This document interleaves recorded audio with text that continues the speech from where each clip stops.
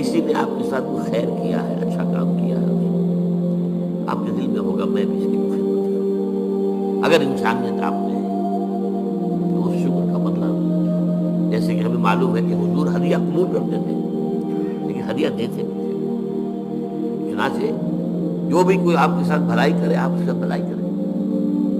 والدین کی بھلائی وہ اتنی ہے کہ ہم کتنی ہی خدمت کر لیں ان کا حق ادا نہیں ہوگا۔ وارحمہما کما ربیانی صغیرا، پروردگار جس طرح میرے والدین نے مجھے پالا پوسا جبکہ میں چھوٹا سا تھا، تو ان پر رحم فرما، میں ان کی کا حق ادا نہیں کر سکتا۔ آپ کو معلوم ہے صرف 2 چیزیں ہیں جن کے بارے میں کہا گیا ان کو دیکھنا بھی عبادت ہے۔